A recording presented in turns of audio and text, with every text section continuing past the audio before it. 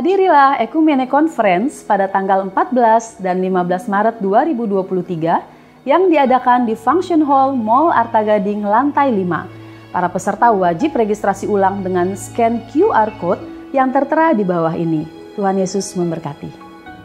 Shalom saudara, kita mengikuti Abam episode 535 dari Kaleb Hutapea umur 9 tahun 3 SD. Keren ya. Salam Pak Eras, saya mau bertanya, kalau Bapak Elohim Yahweh adalah yang awal dan yang akhir, jika dia yang awal dan akhir, dia menciptakan dunia, maka dia diciptakan siapa? Woi, keren. Maksudnya yang awal dan akhir ini sayang tidak bicara mengenai waktu. Ya, bukan berarti dia ada permulaannya.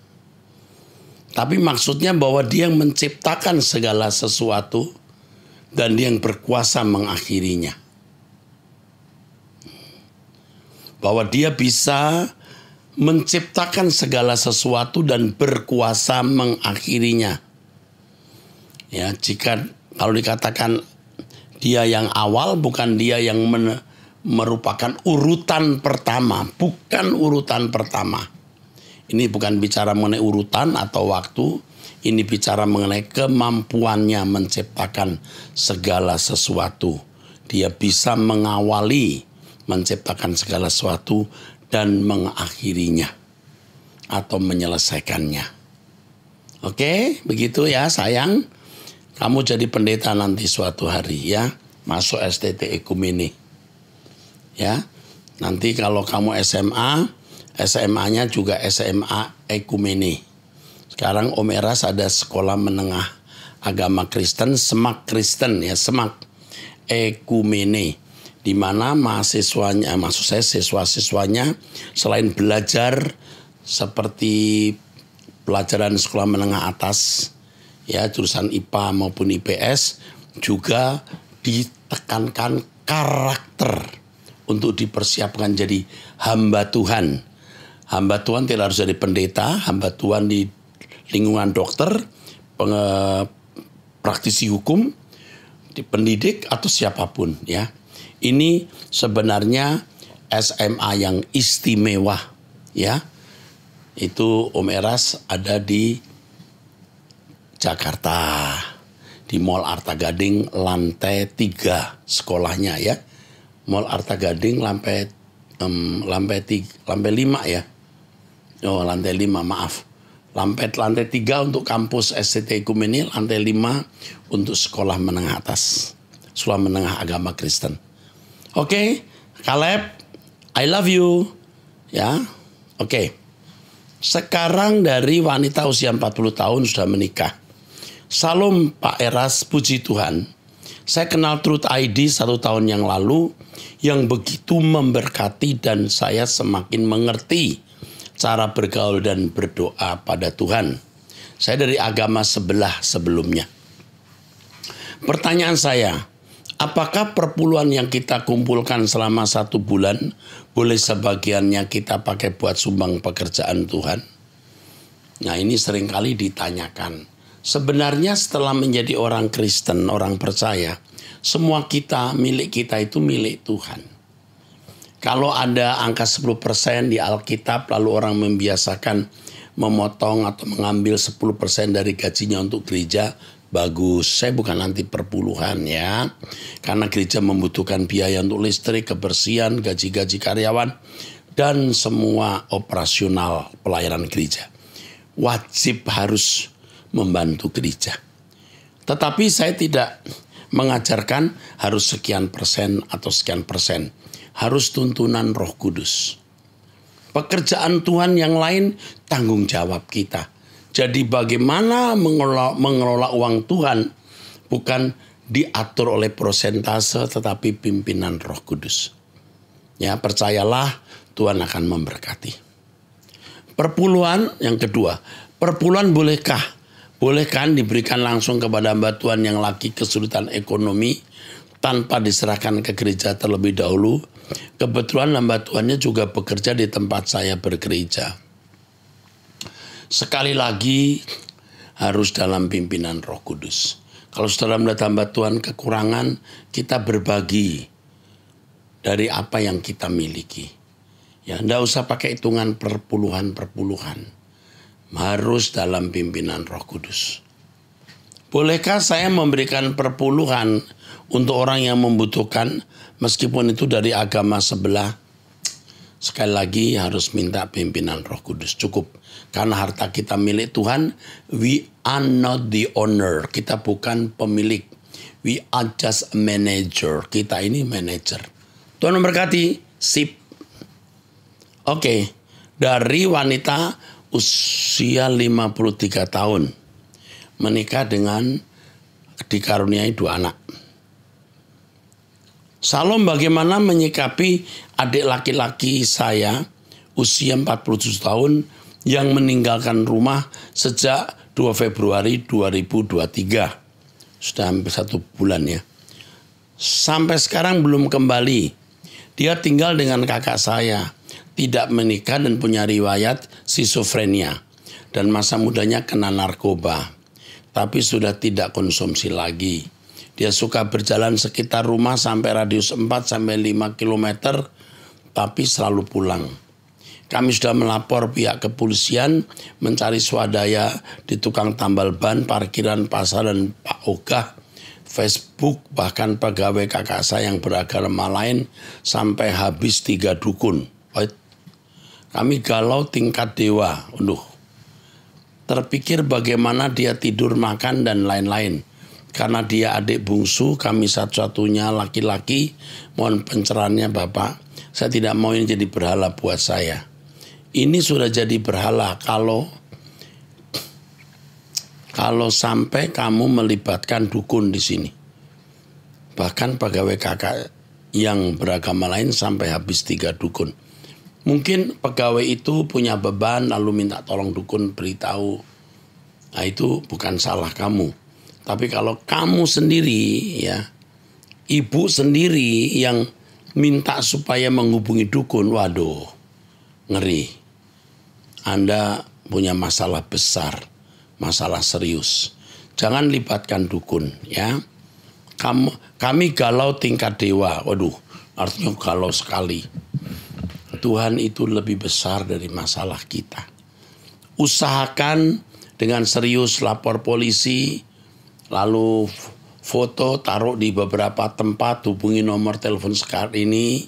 Jika saudara menghubungi, kami akan memberikan imbalan yang patut. Tulis, tempel di semua tempat. Ya. Lalu sekarang ada Facebook, ada Instagram, ada cara media sosial yang lain. Sangat mungkin bisa. Lalu berdoa minta petunjuk Tuhan. Tuhan menolong ibu, Tuhan menolong. Kalau ibu takut akan Tuhan, keluarga ibu juga orang yang takut Tuhan dan percaya Tuhan, Tuhan lindungi adik ibu ini. Ya Tuhan lindungi. Dan percayalah apapun yang terjadi dalam kebijaksanaan Allah. Ya, ibu akan menemukan adik ibu. Ya, Tuhan memberkati. Dari anak muda usia 21 tahun. Salam, saya mau bertanya, apakah arti penyembahan Tuhan hanya dilakukan di dalam gereja saja dengan bernyanyi dan berdoa? Maaf saya bertanya soalnya saya orang awam. Dari Yosua usia 21 tahun, single, keren pertanyaannya ya. Penyembahan dari bahasa Yunani proskuneo, artinya mencium tangan. Tapi juga berarti tunduk. Tapi juga bisa berarti memberi nilai tinggi. Ya, bahasa Ibraninya sakah, artinya menundukkan diri. Penyembahan itu sebenarnya bukan hanya menyanyi, bukan syair, dan bukan fluktuasi nada do re mi fa sol la si do semata. Penyembahan itu sikap hati ketika orang menghargai, menghormati Tuhan. Nah itu baru. Itu sebenarnya yang disebut menyembah. Dari sikap hati yang benar terwujud dalam perilaku perbuatan. Jadi kalau seorang berbuat dosa, dia tidak menghargai Tuhan. Artinya tidak menyembah. Percuma dia di gereja nyanyi, terpujilah namamu, haleluya. Percuma, karena busuk mulutnya, busuk hidupnya, busuk bau harum. Tidak bau harum maksudnya. Tidak bau harum. Bau busuk, tidak bau harum. Jadi menyembah itu memberi nilai tinggi. Orang bisu tidak bisa menyanyi pun, angkat tangan dengan hati menyembah, dia menyembah. Dengan sikap hidup menyembah. Menyembah kepada Bapa, ya, dalam roh dan kebenaran. Itu dengan setiap ucapan, dengan segala perbuatan. Begitu. Oke, saya kira cukup itu jawaban saya. Pertanyaan berikut dari pria usia 42 tahun. Berkeluarga, karyawan swasta di Cikarang. Salam Bapak Erastus. Sebelumnya saya berterima kasih atas khotbah Bapak Pendeta yang memberkati. Saya ingin bertanya mengenai kisah dalam Kejadian 18 ayat 2. Apakah ketiga orang yang datang kepada Abraham itu adalah gambaran manifestasi dari Allah Tritunggal ya? Dulu saya pikir begitu, sekarang tidak. Tiga itu satu Yahweh, Allah yang menyatakan diri dalam fisik kepada Abraham. Yang kedua kemungkinan malaikat Gabriel dan Mikael. Kemungkinan itu dua malaikat ya. Maka disebut malaikat ya. Karena dalam kisah tersebut Abraham sujud menyembah ketiga orang itu. Di samping itu selalu dituliskan kata mereka kepada Abraham. Jadi mereka di sini ya itu Yahweh. Dan yang jelas Abraham bertemu dengan Yahweh. Yang satu itu Yahweh. Yang kedua itu siapa? Kedua itu malaikat. Ya, kalau yang satu Roh Kudus tidak. Roh Kudus itu roh. Dan rohnya Bapa sendiri. Nah, Lot juga bisa sujud, bisa. Karena itu etika tamu. Etika menghadapi tamu. Tamu yang dianggap terhormat. Ya, itu yang perlu saya beritahu. Cukup jelas. Baik, ada pertanyaan dari seorang ibu. Ibu gitu, tapi umurnya enggak ada. Mestinya ada umur ya, lain waktu kalau tanya tolong diberi umur. Status, kalau status saya sering tidak baca. Tapi kalau ada umur, ada anak berapa gitu, paling tidak membantu saya untuk memberi jawaban. Salam Pak Eras, saya seorang ibu yang sedang belajar di Suara Kebenaran Injil yang sedang Bapak ajarkan. Siap Bu. Saat ini saya mau bertanya apakah makna dari Valentine bagi orang percaya kepada Tuhan Elohim Yahweh dalam nama Tuhan Yesus Kristus. Dan apa kita masih wajar kalau tetap ikut merayakan hari Valentine seperti kebanyakan orang. Sementara kita tahu bahwa kasih sayang itu harus kita aplikasikan setiap saat seperti yang diperintahkan Tuhan Yesus. Keren Bu. Ibu keren dengan ucapan ini. Saya mohon petunjuk dan tanggapan dari Bapak karena saya juga terbeban bagi anak remaja yang ada di komunitas Suara Kebenaran Injil di tempat kami yang masih belum memahami kebenaran tentang Valentine Day tersebut. Dan sementara saya mau mulai mengutarakan kebenaran yang saya tahu tentang ini. Saya masih takut Pak, takut nggak tepat, mohon bantuannya. Oke. Yang pertama, Valentine bukan tradisi Kristen dan tidak memiliki keterkaitan dengan kekristenan, tetapi budaya yang Ibu bisa membaca di YouTube, ada data-data mengenai hal ini. Kita tidak perlu merayakan Valentine Day. Tidak perlu. Tetapi anak-anak muda kita, karena bergaul dengan orang-orang yang tidak seiman, maksud saya tidak dewasa rohani juga tidak seiman. Mereka masih menganggap ini hari penting. Nah, kita tidak bisa dengan mudah mengatakan jangan dirayakan.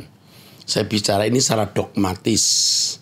Tapi secara pastoral harus pakai bahasa pastoral, bahasa pengembalaan. Kalau mereka belum siap, ya oke, rayakan Valentine dan kita siasati ketika Valentine diadakan, kita mengajarkan kebenaran di situ. Jadi nggak masalah. Jadi kita jangan secara frontal menolak, tapi juga jangan kita menerima. Kita harus bijaksana untuk gereja-gereja yang merayakan Valentine. Ya udah, enggak apa-apa. Kita isi hari Valentine dengan isi Kristiani. Saya pun juga dulu sering diundang untuk acara-acara Valentine ini. Ya. Jadi kita isi dengan semangat gairah spirit Kristiani. Kita jadikan ini kendaraan. Sama seperti tradisi Natal juga begitu. Tradisi Natal itu kan ada unsur agama lain sebenarnya. Yang dialihkan, dipindahkan menjadi upacara agama Kristen. Kita isi dengan isi baru. Boleh. Makanya sebenarnya merayakan Natal pun juga bukan sesuatu yang mutlak. Ya. Tapi kalau kita merayakan juga bukan berarti berdosa. Demikian pula Valentine. Bijaksana Bu, tenang ya, jangan kita tersandung oleh masalah yang tidak prinsip. Oke, Tuhan memberkati. Dari mahasiswi yang ini berikutnya ya, dari mahasiswi usia 21 tahun. Salam Pak Era, saya seorang Kristen dari lahir dan keluarga saya juga adalah keluarga Kristen yang sangat mendukung saya untuk setia mengikuti Tuhan. Gereja saya juga memberi banyak ajaran yang bisa membantu pertumbuhan iman saya. Namun ada beberapa hal yang saya ragu untuk tanyakan kepada komunitas yang mengenal saya. Saya bertanya sekarang juga takut karena keluarga dan anggota gereja saya juga secara rutin mendengarkan Truth ID. Ragu kalau nanti dikenali cerita saya, kemudian orang memandang saya dengan beda atau rendah. Begini yang ingin saya tanyakan. Saya ini sedang menyambi kuliah dengan bekerja di sebuah perusahaan dan saya mengetahui ada beberapa dari rekan kerja saya yang memiliki hubungan dengan atasan yang sudah menikah. Hal ini memang tidak membawa dampak apa-apa bagi pekerjaan saya. Tapi suatu hari saya teringat ayat Alkitab di Yeskiel 3, 18 dan 20. Saya bingung apa yang harus saya lakukan. Apakah saya harus mengingatkan rekan-rekan dan atasan saya? Sejauh ini saya hanya mendoakan agar mereka bisa segera bertobat, tapi tidak berani menegur secara langsung. Apakah saya salah apabila tidak menegur mereka secara langsung? Apa yang sebaiknya saya lakukan? Saya sebenarnya juga agak takut apabila atasan saya mentarget saya. Karena beliaunya sering sekali mencoba menyentuh saya dan memberi saya barang tanpa alasan yang jelas. Katanya pemberiannya adalah karena kinerja saya yang bagus. Tapi saya takut menerimanya karena mengetahui tindakannya dengan rekan kerja yang lain. Apa sebaiknya saya tidak melanjutkan kerja di tempat ini? Aduh, kok saya jadi takut ya membaca tulisan ini ya. Keadaan kamu ini bahaya ya. Yeskiel, saya baca dulu ayatnya ya. Yeskiel 3 ayat 18. Oke, saya tahu. Maksudnya ayat ini kita harus menegur orang yang berbuat salah. Harus diketahui bahwa konteks Yeskiel tidak sama dengan konteks kamu. Kalau Yeskiel mendapat komando Tuhan atau untuk mengucapkan ini dalam situasi di mana orang salah harus ditegur, tetapi kamu belum tentu. Kamu harus mendengar komando Tuhan. Kalau Tuhan memberikan kamu komando, kamu harus lakukan. Kalau tidak, kamu diam. Ya. Nah, berhubung dengan kamu ikut di target, kamu bukan, ini sudah pasti kamu ditarget. Jadi atasan kamu ini memang sudah makan korban. Bukan 1-2. Dia akan makan korban siapa saja yang bisa menjadi korbannya. Dan kamu akan menjadi korbannya. Kamu harus bicara ya kepada temanmu, jika Tuhan sudah beri komando, jangan lakukan itu. Orang melihat kamu tidak pantas. Ya, tapi kalau dapat komando ya. Dan kalau atasan kamu memberi sesuatu, ya dia akan mengejar kamu. Semakin kamu menghindar, dia semakin mengejar. Dan saya lebih setuju kamu keluar dari pekerjaan ini jika ada pekerjaan lain. Kamu bahaya. Naluri saya mengatakan kamu bahaya bekerja di tempat ini. Ya. Minta hikmat Tuhan bagaimana kamu bisa menyelesaikan masalah ini. Saya terus terang ada takut sekarang ini. Ada perasaan takut. Ya. Bahaya situasimu. Lebih baik kamu tidak bekerja di tempat itu daripada kamu jadi korban nanti. Dan rasanya kemungkinan kalau sampai kamu bisa jatuh ke tangan dia, hubungan kamu akan mendalam sekali. Dan ini akan merusak rumah tangga dia dan merusak masa depanmu. Yang pertama, kalau sudah saatnya kamu diberi komando, temanmu kamu ingatkan. Ini ada gunjingan, ada pandangan kurang pantas tentang kamu. Sebagai teman saya beritahu. Saya tidak ada kepentingan apa-apa. Ya. Lalu kalau atasanmu memberi kamu sesuatu, kau bilang, Pak jangan begini terus, saya tidak enak. Kalau dia menyentuh kamu, kamu harus menghindar. Ingat, kamu harus menghindar. Kalau sampai, kamu harus berusaha menghindar. Kamu harus beri kesan kuat bahwa kamu tidak menerima dia. Bahwa kamu menolak. Ya. Dan usahakan kamu keluar dari pekerjaan ini. 2. Apakah ada kutuk yang berkelanjutan yang bisa diterima keluarga sampai beberapa generasi, Pak? Bisa. Untuk dosa berhala bisa. Untuk gen bisa juga diturunkan. Di keluarga saya khususnya yang cewek ini mengalami semacam pelecehan seksual. Tidak sampai pemerkosaan, Pak. Tapi kalau dari ceritanya sudah tergolong pelecehan. Saya mengalami waktu SD, SMP, dan SMA. Apa memang ada kutuk keturunan, Pak? Kalau kamu keluarga orang cantik, kan mamamu cantik, papamu ganteng, jelas ada pesona. Itu secara psikologi. Tetapi bisa juga kuasa kegelapan selalu membidik keluarga kamu. Itu juga bisa. Tapi kiranya Tuhan menolong kamu, nak, dalam nama Tuhan Yesus Kristus. Kiranya Tuhan melindungi kamu. Ya. Ingat nasihat saya ini.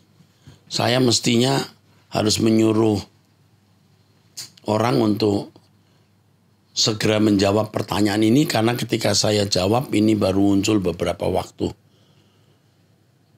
Aduh. Apa memang ada kutuk keturunan, Pak? Dalam nama Yesus dipatahkan. Keluarga kami sudah sering misbah doa bersama untuk mematahkan kutuk keturunan apapun yang ada di keluarga kami. Tapi saya takut apabila hal yang sama akan terulang kembali kepada anggota keluarga saya yang lain. Minta perlindungan Tuhan. Ya, hidup di dalam ketaatan kepada Tuhan, dalam kesucian, kekudusan, membuat seseorang terlindungi. Dan orang yang kamu cintai terlindungi. Ikut doa pagi setiap hari. Dengarkan Truth ID, bertumbuh dalam kesucian, engkau hidup dalam perlindungan Tuhan. Atau ini memang hanya kebetulan saja ya, Pak? Enggak. Karena kalau memang keluarga kamu cantik, punya pesona, itu akan berpotensi dilecehkan atau diganggu orang. Yang kedua, memang ada kuasa kegelapan yang selalu mentarget. Apa ini kebetulan ya, Pak? Hal buruk yang terjadi hanya untuk membuat kami menjadi orang yang lebih kuat, lebih berserah, ya. Supaya kamu menjadi lebih kuat. Saya khawatir kamu kerja di tempat ini, kondisimu berbahaya. Ya. Kalau bisa kamu tidak bekerja di tempat itu.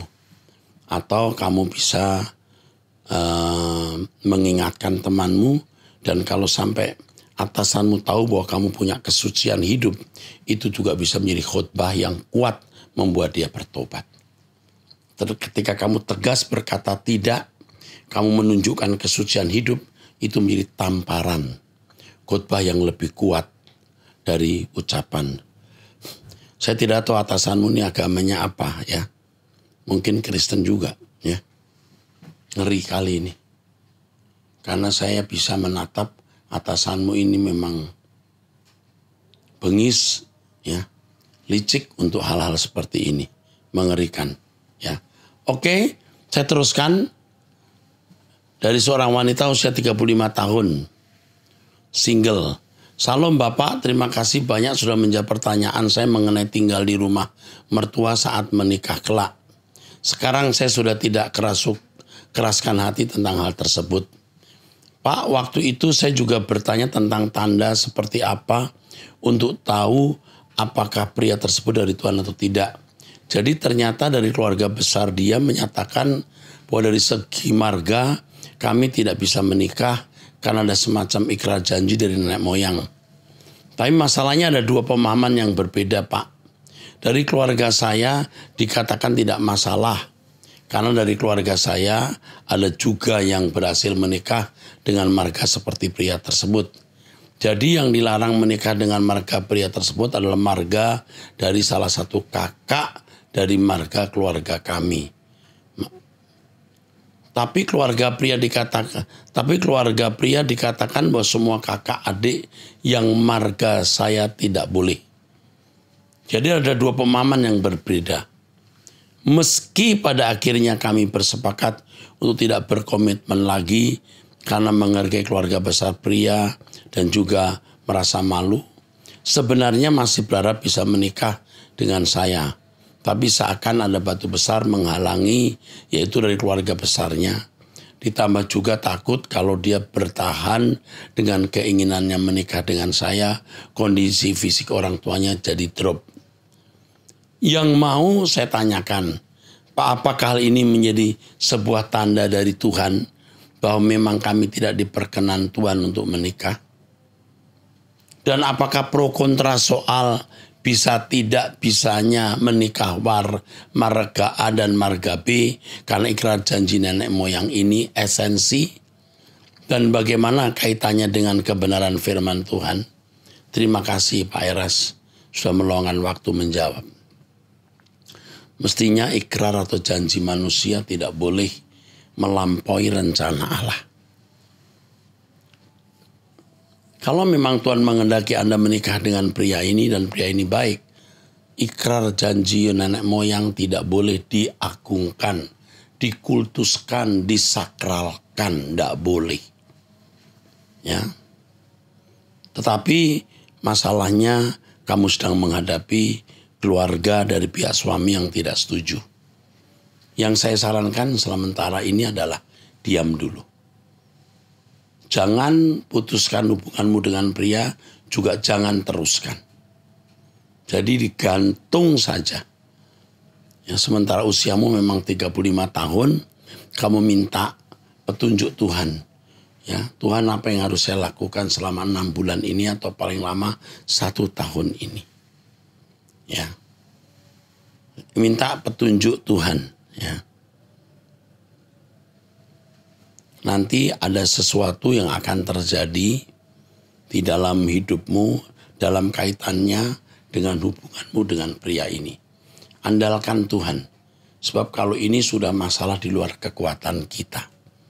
Saya tidak suruh kamu menabrak, tidak suruh kamu juga mundur. Kamu minta petunjuk Tuhan. Oke? Tunggu.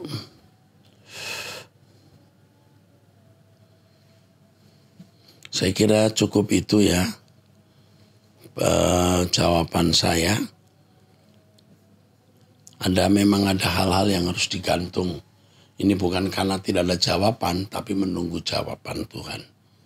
Oke, jangan lupa mensubscribe Truth ID. Sampai jumpa di episode yang akan datang. Tuhan memberkati.